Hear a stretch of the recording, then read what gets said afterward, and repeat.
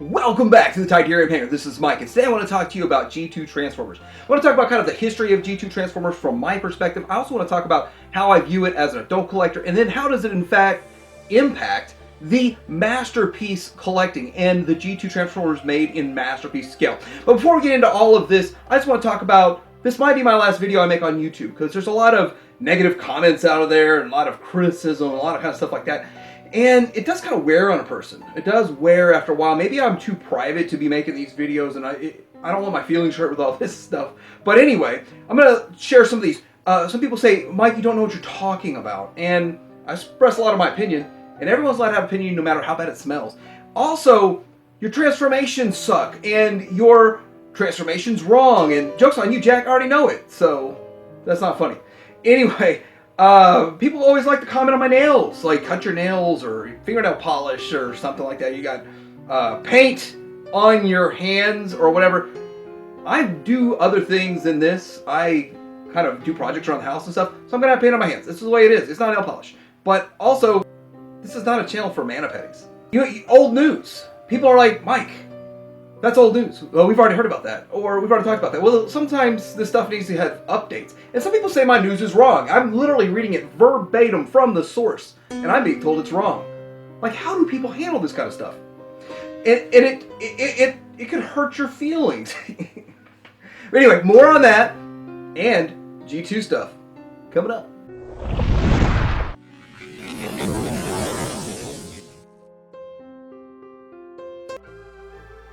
Happy Friday, everybody. Happy April 1st and happy April Fools. I could not let that opportunity slide by to have a little bit of fun. Hope you enjoyed that little bit of an intro. I'm not going anywhere. My skin's not made of paper. I'm not made out of plastic. I am made of die cast. And I might have a little paint chipping on me, but I'm here for the long run. But anyway, getting into this, let's talk about some G2 stuff. And yes, I actually think all the criticism comes from a good place. Everybody just wants me to be better, and I appreciate that. So getting into this, starting out back in the day, G2 was one of those things where they recolored some of the original molds. And it's one of the reasons that Hasbro did that in the first place, was to make use of a mold, make money off the mold, have product at retail, and that's really the way I feel they went in that direction, and they started doing this. Now, I remember being at KB, seeing this Grimlock, and actually being quite upset, wishing that I could get the original colors. That was the feeling I had when I saw this in like 1996 or 1997, whatever year they were at KB. I was really wanting to see original color schemes. They've also recolored the mini bots, and there's quite a few different ones that they've recolored over the years from Hasbro in the original G1 era, the G1 line, which actually now is G2, of course.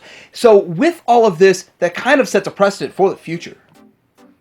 Sometimes they look better, sometimes they look worse, but I really feel like the vast majority of the collecting community does not care for the G2 designs, don't go after it. So I did a little bit of research on eBay, and almost consistently, G2 figures like Superion is less valuable and less sought after than the G1 version, and that just seems to be the way it goes. Now, I'm sure there's some G2s that are more rare, more valuable, and people seek those out, but for the most part, the more common G2 ones are less sought after.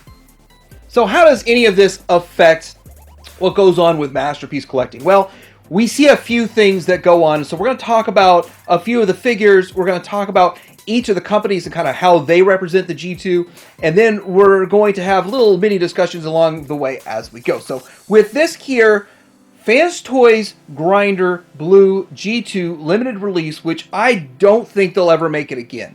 It was one of those things that they made, and I passed on it, and I kind of thought, well, maybe I should get this one, but I passed on it, whatever. But looking at this figure is selling for stupid money on the secondary market. In triple or quadruple, just a standard grinder. So that kind of flips the whole script on the G1 to G2 era and the popularity. The last one that sold, of course, it was new and sealed, $1,300. And people asked $3,000 for it. Fans Toys does other recolored figures too, and mostly it's just the Dinobots, and I'm sure they've done a couple that slipped through the cracks that I really didn't pay attention to, but those figures command a hefty premium, and their X versions command a hefty premium also. So I don't believe this blue version here of Slag is G2 recolored, repaint, or whatever. But the reasons that they command a premium, because less are produced. Less of the figures are produced because they expect less people to want to buy them. So a lower demand equaling less produced, making it more scarce. And scarcity will affect the price. And especially with something like Fans Toys. And the chances of them getting made again are very low. Getting that color scheme made again are very low. So that is a big reason why these shoot up in price. Now, carrying that over to what X-Transbots is doing, they kind of are working on this sort of side-by-side. This Minosaur, G2 Minosaur, was sort of a side-by-side project.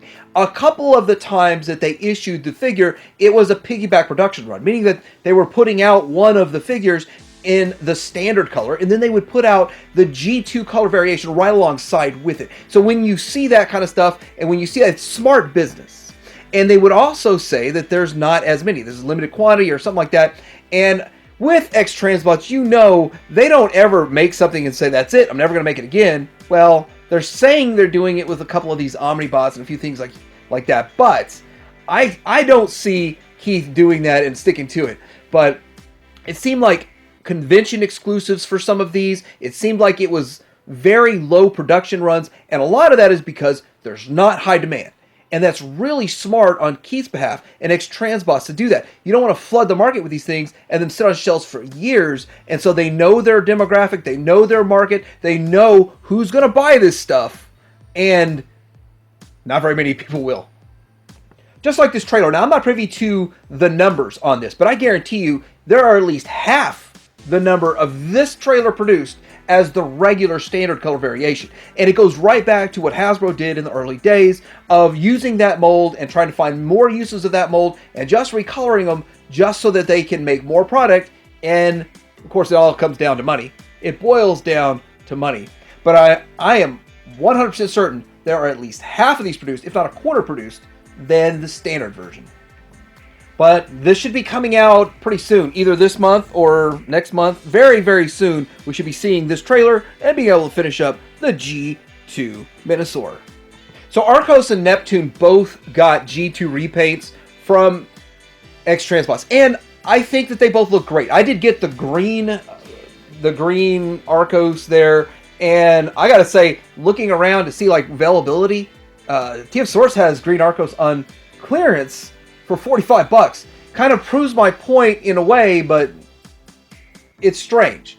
It's strange that some of these figures would sort of carry a premium when they first get released, and then they sit on the market for a little while, and then they get clearanced out because they didn't sell.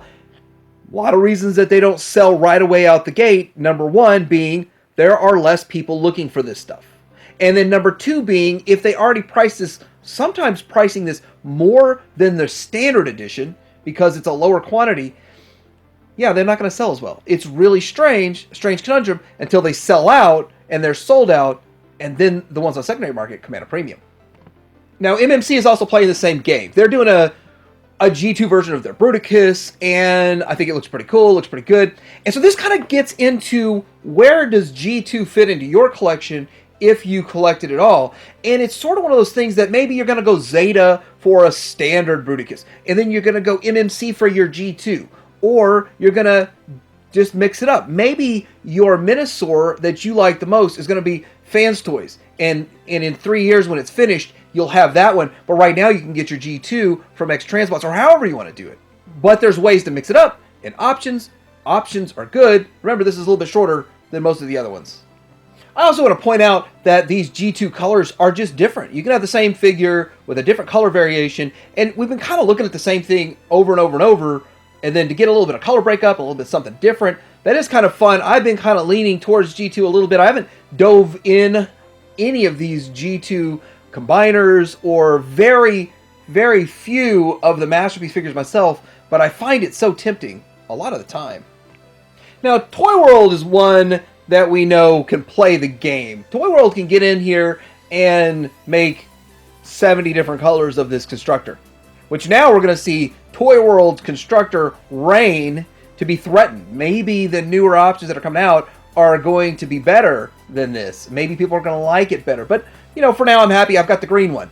But when it comes to G2, there's a lot of talk about there's two G2s. There's the orange and the yellow. Now, I really only know about the yellow G2, but people say there's an orange G2 in other countries or something along those lines. So with that, that's cool, giving all these different options. But I want to point something about this out. When it comes to the yellow one, it was cheaper than any of the other constructors that were out there. It was $329, and some of the constructors were commanding almost $1,000 at retail because of the higher paint scheme and all that kind of stuff. Ultimately, the same exact figure getting, what, a yellow paint job for G2, it was not selling at a premium. But now that it's sold out, it's selling for about twice that, about $600 or $700 versus the $329 that it was originally selling for. So yes, once these G2 color variations sell out, they become a little bit more desirable, and there's still not a lot of people out there. So if it's really 5 people looking for it and there's only 1 for sale, then it's going to run that price up, and that's just the way business works. Now, I'm kind of curious about Zeta. Now, we've seen Zeta do a lot of different recolors. We've seen them do some clear with a clear Supertron. We've seen them do a metallic version. We've seen them do more tuned versions of both of these guys here. But yet, I have not seen them do a G2 color variation. So a lot of people could argue that, well, there is some G2 to it. But no, I haven't seen a G2 one done yet. And so with that, I'm curious, will they ever do a G2 color scheme? Or do they know the market well enough that it's not worth their time to bother? Is it not worth the production run? Will they not hit their minimum order quantity for what they sell? I don't know. And it's really interesting that with all the recolors and variations they put out, they've not touched G2 unless I just missed it. It was a flash and I missed it and it wasn't on my news or anything and I didn't see it come through news feeds. Then yeah, I could have possibly missed it, but I doubt it. So lastly, I kind of want to touch on this real quick, and I didn't talk about this in my last news. Fuzz is getting a repaint for a G2, and this is kind of cool that they're doing it. Now, I wonder if anything's going to change, if this figure's going to be more fluid and a better transformation. Maybe there's something they figured out that, hey, we're going to make it better, but I kind of doubt it. I kind of think we're just going to get exactly what we got with Fuzz. That's a bit of a nightmare to transform, and not fun to transform at all, so I think we're going to get that. But still, it's kind of cool. This is a nice-looking figure, a cool-looking figure, especially the way they did it with this new deco, but it's making this. So they're going to be making the G2 unreleased color variation of Defensor. So that's kind of cool there, and so we're achieving some things that were never achieved in the past in the Masterpiece scale. So that's kind of fun. It's a lot of fun. I'm along for the ride. I just don't know if I'm in on this.